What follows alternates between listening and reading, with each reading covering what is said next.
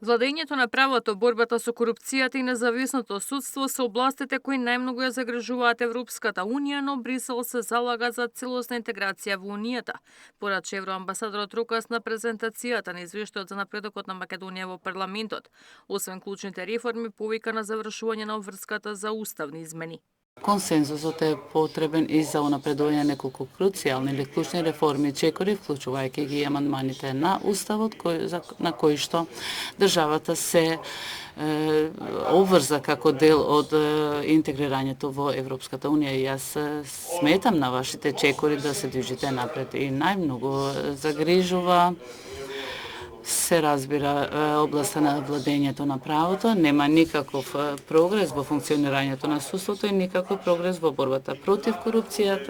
Председателката Силјановска со сериозни забелешки на извештајот кој го испорача Брисел вели дека не се согласува со многу забелешки од извештајот, но реформите се важен процес за кој не изостанува политичка волја. По 16 пати овој извештај, како и претходните, не говори само за евалуираниот, туку говори и за евалуаторот. Ако има оценка или надпревар за политичка спремност, тогаш ние ќе бидеме шампиони во спроведувањето. Резултатите ги гледаме. Државата задржува стабилно и добро ниво на подготвеност во низа клучни поглавја, но динамиката на напредокот мора да биде поенергична, особено во сегментот на владењето на правото, смета министрот за евроинтеграција. Реформите во судството не се ни технички ангажман, ниту политички, тие се основата на кој стои европската перспектива, мерка за легитимност пред граѓаните и значаен критериум за отворање и затворање на поглавјата.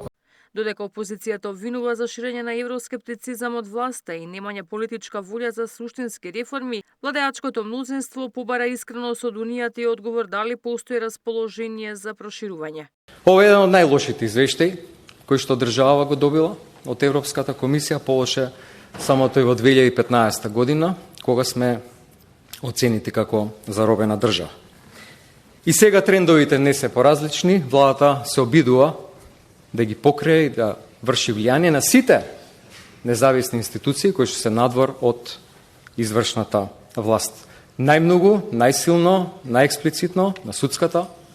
Висок представник на земја членка на Европската унија бил прилично јасен во неговото излагање дека во моментот во Европската унија не постои консензус за нови полноправни членки и дека е време да се почне да се размислува за некое меѓурешение кое што би значило повеќе интеграција, но без полноправно членство. Но тоа што го бараме од Европската унија од некои земји членки е само поголема искреност. И да одговорам на Антонио Милошовски, ова е најискрено. Ние сме за целосна интеграција и ова е одговор. Со забелешки во повеќе области, но и пофалба за усогласувањето со надворешната и безбедносна политика на Европската унија, Македонија доби средна оценка за напредок во изминатава година. Ивана Соколовиќ најдова, Сител телевизија.